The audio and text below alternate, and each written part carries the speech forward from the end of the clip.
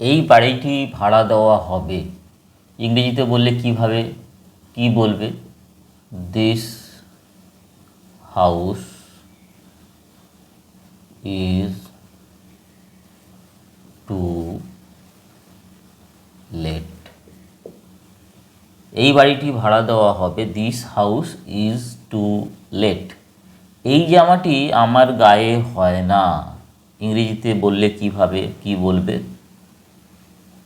This shirt, এই জামাটি ইংরেজি হলো দিস শার্ট, তারপরে লেখো does not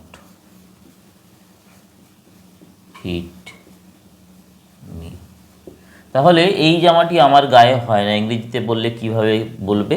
this shirt does not fit me.